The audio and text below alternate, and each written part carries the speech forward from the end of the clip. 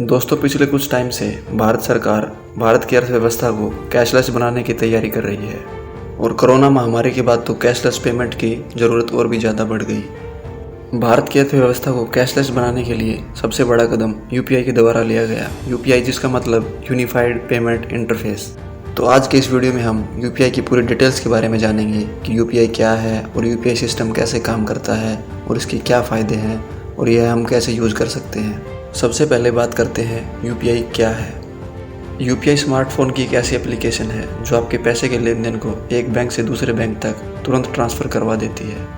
इसी के चलते National Payments Corporation of India ने single window mobile transfer interface बनाया, जिससे आपको बार बार अपनी बैंक डिटेल्स नहीं डालनी पड़ती और इसी सिस्टम का नाम है यूपीआई।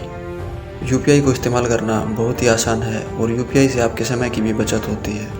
यूपीआई सिर्फ फ़ोन पे ही चलता है, जिसके कारण सरकार को इस इंटरफेस पे लोगों को लाने में आसानी हुई। UPI system reserve bank of India के द्वारा रेगुलेट किया जाता है। चलिए अब देखते हैं यूपीआई काम कैसे करता है। आप में से जिन लोगों ने नेट बैंकिंग से ऑनलाइन पेमेंट की होगी उन्हें पता होगा इमीडिएट पेमेंट सर्विस का एक ऑप्शन होता है जिससे पेमेंट ऑन द स्पॉट हो जाती है। यूपीआई में भी इसी आईएमपीएस सिस्टम का यूज किया जाता है। इसमें पेमेंट करने का प्रोसेस बहुत ही सिंपल है। यूपीआई से मनी ट्रांसफ़र करने के लिए आपको रिसीवर के बैंक अकाउंट डालने की बजाय उसकी वर्चुअल आईडी डालनी होती है। जैसे कि रिसीवर का मोबाइल नंबर डायल करके या क्यूआर कोड को स्कैन करके उसमें मनी ट्रांसफ़र कर दी जाती है, जिसके बाद आपको अपना बैंक अकाउंट सेलेक्ट करना पड़ता है जिससे आपको पेमेंट करनी होती है। उसके बाद आपको यूपीआई पिन डालना पड़ता है और उसके बाद आपकी पेमेंट हो जाती है। मनी ट्रांसफ़र करने के बाद बैंक के द्वारा आपके बैंक अकाउंट की डिटेल्स आपके नंबर पर सेंड कर दी जाती हैं। यूपीआई का आईएमपीएस सिस्टम उन लोगों के लिए है जिनके पास स्मार्टफोन है। यूपीआई का इस्तेमाल वो लोग भी कर सकते हैं जिनके पास स्मार्टफोन नहीं है। इसके लिए एनपीसीआई यानी national payment corporation of India ने अल्टरनेटिव निकाला हुआ है जिसका नाम है एईपीएस यानी कि आधार इनेबल्ड पेमेंट सिस्टम। अगर कोई इस सिस्टम से पेमेंट करना चाहता है तो उसे माइक्रो एटीएम में अपना आधार कार्ड डालकर फिंगरप्रिंट स्कैन करके मनी ट्रांसफ़र कर सकता है, या फिर उसे माइक्रो एटीएम से पैसे निकालने हैं तो वो भी इसी प्रोसेस से कर सकता है। एईपीएस लाने का रीज़न ये है कि गवर्नमेंट सभी सिटीजन को बैंकिंग वर्क फ्रेम में लाना चाहती है, लेकिन हर एक गांव में बैंक की एक ब्रांच खोलना पॉसिबल नहीं है, जिसके चलते सरकार ने हर एक गांव में माइक्रो एटीएम लगवा रखे हैं ताकि सभी लोग अपनी पेमेंट और विड्रॉल आसानी से कर पाएँ, जिसके लिए आपका आधार कार्ड आपके बैंक से लिंक होना चाहिए।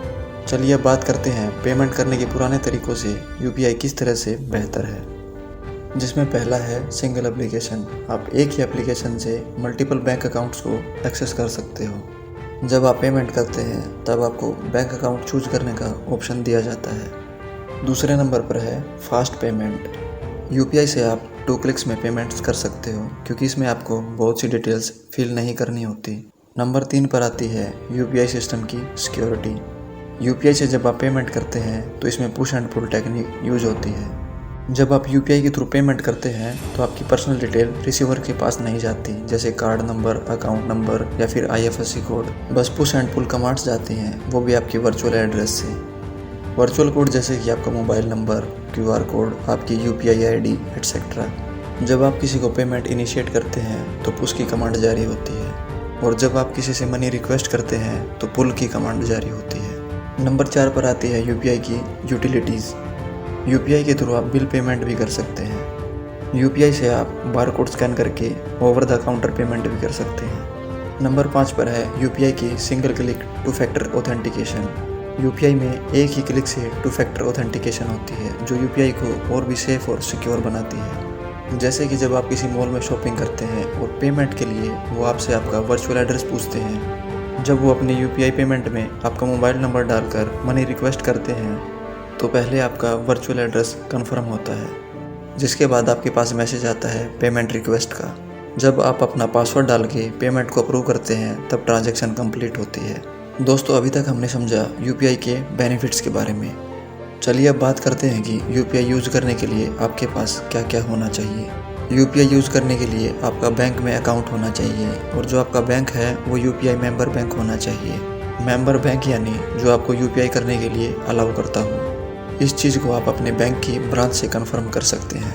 मेंबर बैंक्स के कुछ एग्जांपल्स हैं जैसे ICICI bank, HDFC bank, state bank of India etcetera.